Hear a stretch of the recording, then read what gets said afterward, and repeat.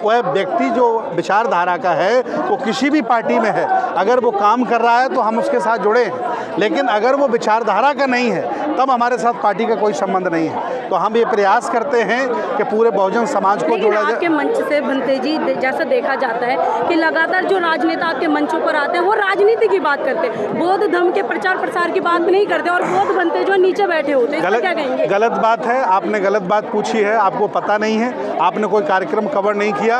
हमारे वीडियो में आपके बिजनौर तक गई हूँ कवर करने, बुखार में। आपका ये पुराना काम है, आपका ये पुराना काम है, आपने कई कार्यक्रम कवर किए हैं। किसी नेता की औकात नहीं है कि वो राजनीति की बात कर दे, क्योंकि नेता होता 70 kg का, बनते 1.5 कुंटल के हैं, तो किसी नेता की हिम्मत नहीं मेरी मंच पर राजनीति की बात करे।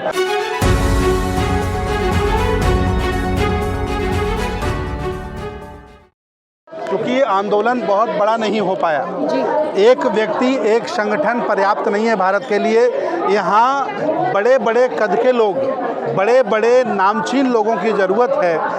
आज इस आंदोलन को 100 बौद्ध भिक्षुओं की ज़रूरत है, 1000 बौद्ध उपासकों की ज़रूरत है जो संरक्षक मंडल में बनाए जाए, तब जाके ये बड़ा आंदोलन होगा। अकेले आकाशनामा की दम नहीं है, और हम सब लोग मिलकर के, हम अकेले नहीं, पूरा बहुजन समाज, पूरा बौद्ध समाज, सभी बौद्ध भिक्षु और सभी बुद्ध विहार मिलकर के समन्वय समिति बनाने जा रहे हैं, और अब हम लोग आर पार की लड़ाई लड़ेंगे। लेकिन अभी आपने एक सवाल खड़ा कर दिया यहाँ पर बहुजन समाज बोल के, लेकिन देखा जाए कि लगातार बहुजन समाज का नारा देने वाले लोग हमेशा जो ओबीसी समाज के लोग हैं अक्सर दलित समाज पर शोषण करते हुए नजर आते हैं, तो वो कैसे बहुजन बनेंगे?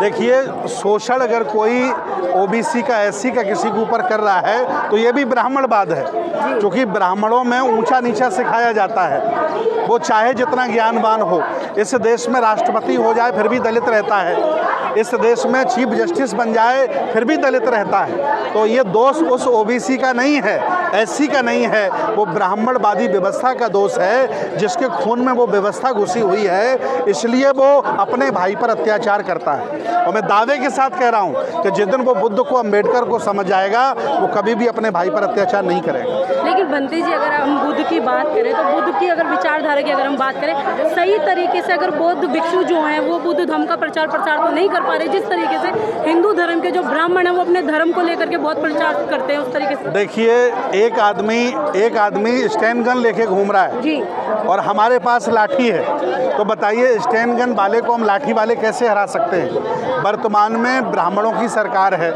न्याय व्यवस्था पर कब्जा है, बड़े बड़े उद्योगपति। संविधान तो है ना कि संविधान को मानने वाले लोग हैं आप लोग, तो संविधान को देखते हुए आप भी एक बौद्ध स्तर पर बौद्ध सम्मेलन करते हैं, लेकिन आपके भी मंचों पर देखा जाता है तो मंचों पर राजनेता बैठे होते हैं, बौद्ध भिक्षु नीचे बैठे होते हैं। हमारे यहाँ सबको बुलाया जाता है, समानता से बुलाया जाता है, बौद्ध भिक्षु भी होते हैं और अलग अलग पार्टियों में हमारी विचारधारा के लोग हैं। मैं आज भी कह रहा हूँ, बराबर कहता रहूँगा कि पार्टी हमारे लिए महत्वपूर्ण नहीं है, हमारे लिए वह व्यक्ति जो विचारधारा का है वो किसी भी पार्टी में है, अगर वो काम कर रहा है तो हम उसके साथ जुड़े हैं, लेकिन अगर वो विचारधारा का नहीं है तब हमारे साथ पार्टी का कोई संबंध नहीं है। तो हम ये प्रयास करते हैं कि पूरे बहुजन समाज को जोड़ा जाए। आपके मंच से बनते जी जैसा देखा जाता है कि लगातार जो राजनेता आपके मंचों पर आते हैं वो राजनीति की बात करते हैं, बौद्ध धर्म के प्रचार प्रसार की बात नहीं करते और बौद्ध बनते जो नीचे बैठे होते हैं। क्या कहेंगे? गलत बात है, आपने गलत बात पूछी है, आपको पता नहीं है, आपने कोई कार्यक्रम कवर नहीं किया। हमारे वीडियो में आपके बिजनौर तक गई हूँ कवर करने, बुखार में। आपका ये पुराना काम है, आपका ये पुराना काम है, आपने कई कार्यक्रम कवर किए हैं। किसी नेता की औकात नहीं है कि वो राजनीति की बात कर दे, क्योंकि नेता होता 70 kg का, बनते 1.5 कुंटल के हैं, तो किसी नेता की हिम्मत नहीं मेरी मंच पर राजनीति की बात करे। चाहे जो नेता हो, अगर मेरी मंच पर आएगा तो बुद्ध की और अम्बेडकर की बात करेगा, मिशन की बात करेगा। अच्छा, चलिए चलते चलते हम सवाल एक दो ले लेते हैं कि जो BTMC एक्ट है 1949 को कैसे आप लोग रद्द कर पाएंगे? क्योंकि देखा जाए खुद ही भंतों के बीच में गुट बन गए हैं, ये भंते अलग लड़ रहे हैं, ये भंते अलग लड़ रहे हैं, कुछ भंते अपने स्कैनर लेकर के लड़ रहे हैं। देखिए, ये लड़ाई बड़ी है, ये लड़ाई पुरखों ने हमें दी है, ये लड़ाई अलेक्जेंडर ने शुरू की, ये लड़ाई भंते धम्मपाल जी ने शुरू की। ये बड़ी लड़ाई है और इसे एक व्यक्ति नहीं लड़ सकता है, पूरे समाज को साथ आना पड़ेगा। 100 करोड़ आबादी को साथ लगना पड़ेगा, तब लड़ाई हो सकती है। ये एक व्यक्ति का भरोसे नहीं हो सकता।